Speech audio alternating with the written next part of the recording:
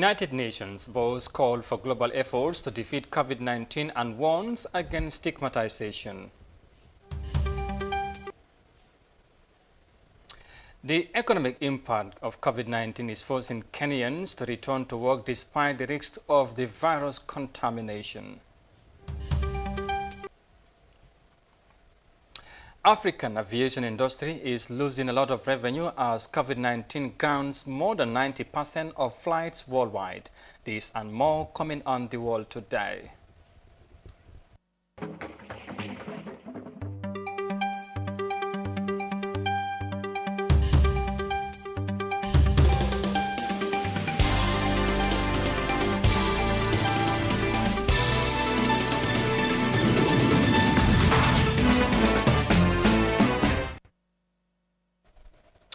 Hello, this is iAfrica TV live from Banjul. You are watching the World Today News Bulletin.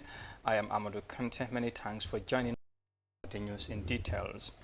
Officials of the Health Ministry has responded to public concerns on the quality of facilities on isolation centers within the Greater Banjul area. The ministry took the media on a conducted tour of the facilities to bring light on the efforts done by the authorities. Details of that in this report by Aminata Job. The Ministry of Health on Thursday provided avenue to respond to public criticisms on the quality of facilities on quarantine centers within the Greater Banjul area. The Director of Health Promotion and Education, who coordinated a media visit to various hostels rented for the COVID-19 isolation, took the moment as opportunity to present what the ministry has for that purpose. Asking, the responses will also help us to clear certain doubts that people are also trying to portray on social media with regards to our facilities. A day before, the Minister of Finance and Economic Affairs has presented before the National Assembly the ongoing expenses on the cause of the coronavirus, which saw about 10.3 million out of over $32.3 million given to the Health Ministry.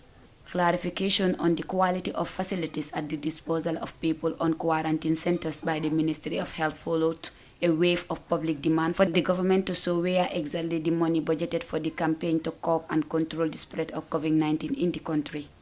The manager of Badala Park, where the over $3 million was paid for quarantine services, described the condition of isolation as similar to the situation of people on holidays. Social distancing, isn't it? So in case your family members come to you, they either want to bring food to you or they want to see you as loved ones, there is an arrangement taking place. And of course, securities really help us in that. You cannot easily enter into the complex or premises of the quarantine sites. You stop at the gate, the security stop you. You understand? Then they alert us, and then we make arrangements to the individual affected. And then if you have to see them, there is social distancing, and of course you use masks. You and I are talking here, and you are interacting, but you are all using masks, isn't it? So the same thing. So we protect them, because these individuals here, I want everybody to know that people picked from the communities doesn't mean that they have the virus, but it meant we have to observe them because they have come in one way or the other, they are exposed when you look at epidemiologically. So we observe you to see during the incubation period of the virus whether you will develop, you will manifest some signs and symptoms. That is the first indication. 101 persons are currently under these quarantine centers. As of Thursday, the number of positive cases of the coronavirus in the country were 18, following announcement of a new case on the very day. Currently, there are 8 patients under treatment with 3 probable cases. Reporting for iAfrica News, I am Aminata Job.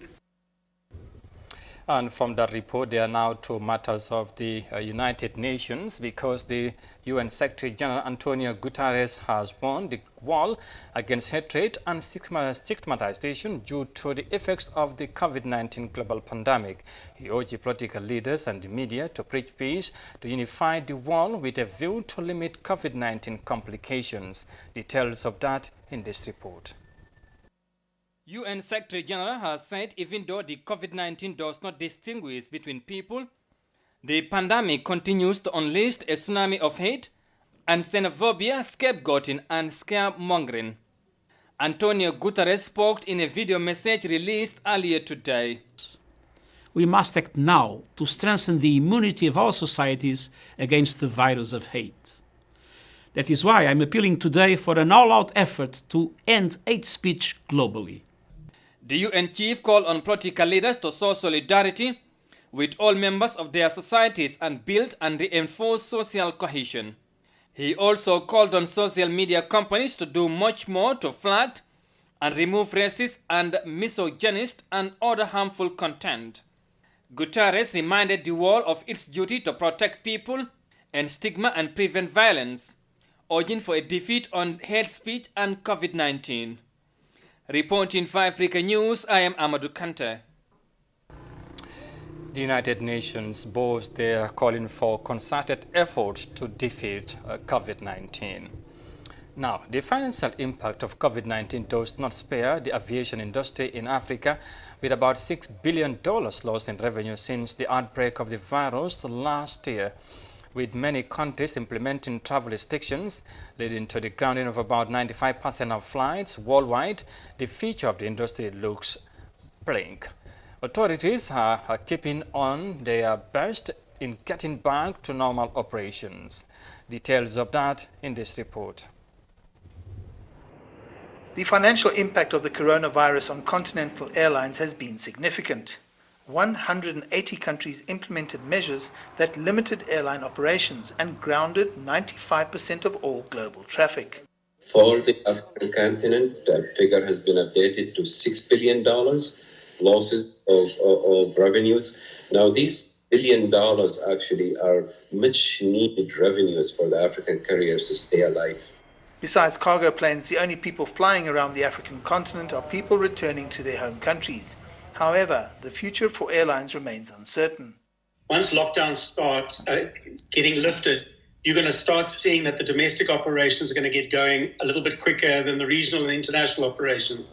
And I think that largely depends on the fact that each state will probably be looking at its neighboring states as well as international states to say, what is the risk of the coronavirus being still transmitted if I start to open my borders? In the meantime, authorities may need to get directly involved in ensuring that the airlines can take to the skies again. The initial ask really was devised and formulated around three main pillars.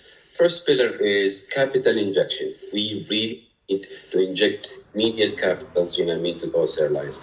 We also encourage governments and financial institutions to, be more flexible and offer loans and loan guarantees and loan bonds to enable these airlines to carry out their duties. And last but not least, tax relief. Restarting an airline isn't a quick process. While staff would be raring to go and aircraft are generally being maintained, it's the service providers that become the focus of attention. You must remember that fuel has been sitting in a pipeline and not been moving for a long time, so they're going to have to get that fuel pipeline going, flush it out, get it all ready, or make sure that the fuel is all on spec before you start operating. And then you obviously got to get all the other service providers activated. On a continental level, more cooperation is needed. We need the governments to come to us and work with all the stakeholders, airlines, and all the other international and regional associations and local associations to participate in building a unified industry restart plan. The airline industry is in a complete state of turmoil at the moment, and that's due to the lockdowns in the many different countries. Once those lockdowns are done away with, we're going to see a different airline industry in the region and on the continent.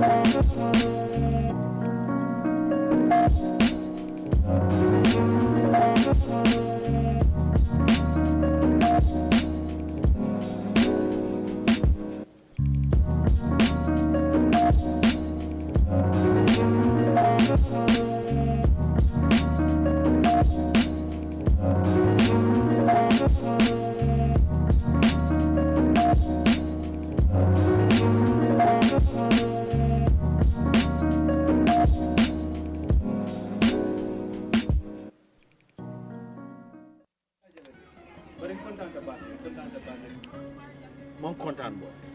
mu nekk boy nga nyim bata mbe taki tubabu du boy boy nga nakodo mbe doku boy ngaki na nyin kendi ngoy boy pour ay bungolo nyi boro na bungo hani lento am futa ji boy de jibe lu njumala ya fanya koy babun lola ama me ila bungo jibe abadame jara foyte lafta fula nyi mam balwo kalam mum balwo fo balwo ko burlo ko fanan kele boy nyim bungo jala be nyamende abe mu balwo la do boy nyin kunne soniata ta www.baluwo.com anim baluwo isela bulloran jorangol be sang anila kudola asatare mambata jorangol membu ko semento kenyo babarol nil peruol woni nga nyon jamal ta baluwo.com yin jorangol be sang ila dinkira bado adungite batala je anim baluwo ifangole marate la kudola.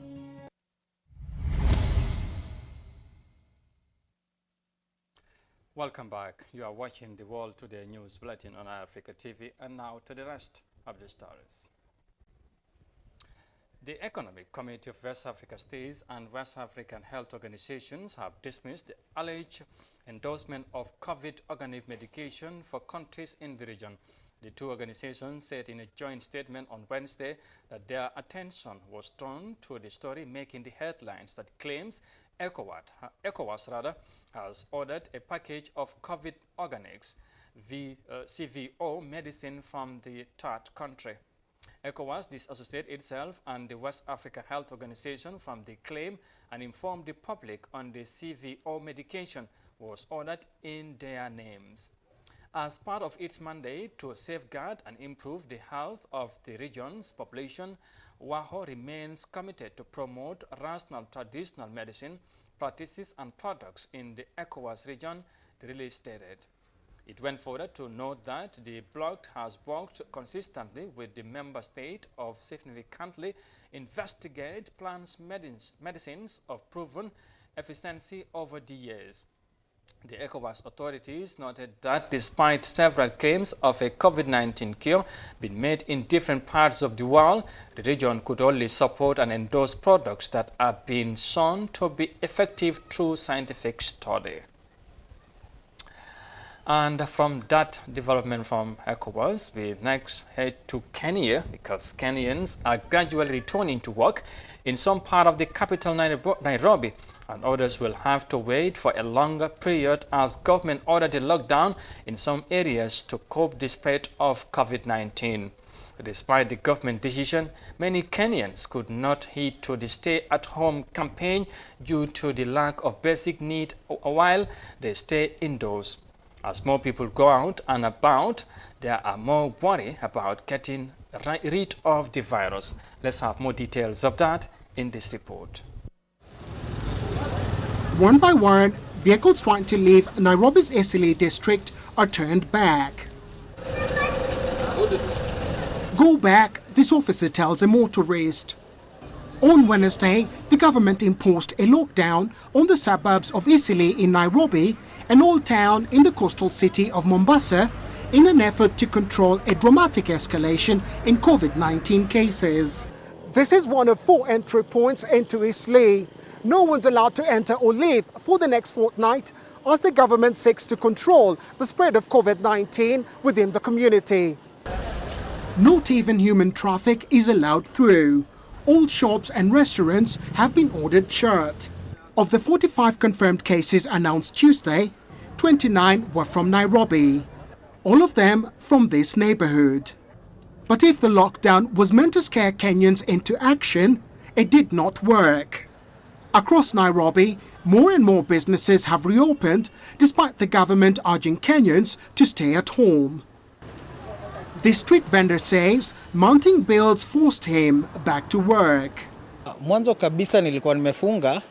Initially I had closed, but I was forced to reopen because the situation at home was dire. Food, bills, rents, loans, all have to be paid. And if you remain at home, you can't feed your family. Google's latest weekly COVID-19 community mobility report, released Monday, says there's been a 16% increase in people accessing their places of work in the last 7 days. Despite the risks, for filmmaker Billy Namule, going back to work boiled down to one fact. Survival, basically. You have to go back to work. because the government is not providing anything. Basically, it's like they're not giving us any incentives to stay at home. So what are we going to do? You have to eat at the end of the day. Many say, despite the threat of COVID-19, a lack of government assistance has forced them out of their homes. I have no food in the house, and the landlord wants his rent. But the government is telling us to stay at home, but they're not assisting us. We're suffering.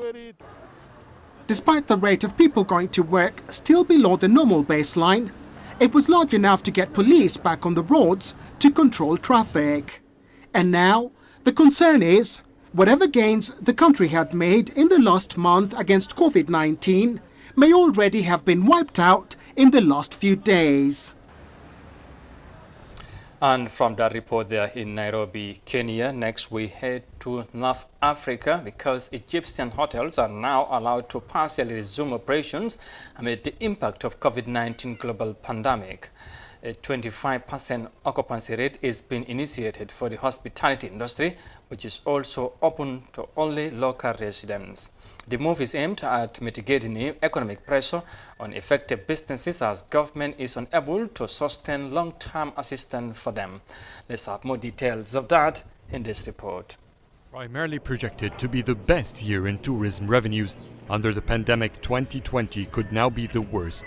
Tourists have initially started to book trips in November. Until they arrive, the government has decided to reopen hotels for locals. The government prohibited layoffs of hotels and tour operators on the condition that it will pay for that cost. The country is capable of paying for a month or two, but what if the pandemic lasts longer?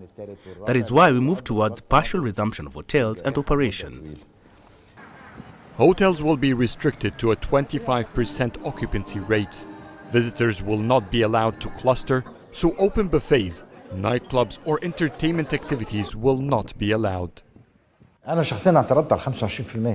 It is not enough. The hotel will be burdened with overheads and fixed costs. When the feasibility study is made for the hotels, we put a risk factor, and that brings their break-even at 60% occupancy, so 25% is unreal. But it's better than nothing, and it's also an opportunity for the staff to get trained. In addition, hotels must hire a full-time medical staff trained for COVID-19. Rapid tests must be available, and disinfection measures to people and facilities will take place on hourly basis. I would have wished that the opening of the hotels would be implemented after we have formed a detailed procedures manual that would dictate what will the receptionists do, how will the housekeeping work, how will we manage the public spaces, will pools be working or not. The government is still working to draft the regulations guidelines for operation while COVID-19 threats persist. Hotels interested in taking these additional necessities can apply to join this partial reopening program. With a 25% occupancy rate ceiling, additional hygienic and preventive measures, running costs for hotels are going to be phenomenal. So instead of offering price cuts to attract clients, many may need to increase them, which will be a challenge to appeal to local visitors who have been suffering from the recession COVID-19 caused. Hotel business is gradually coming back to life in Cairo, Egypt. Well, with that story, we bring this news bulletin to an end. But for more details of this and others, you can also look on our website on iafrica.tv. Many thanks for the pleasure of your company. Stay safe. Thanks for watching and bye for now.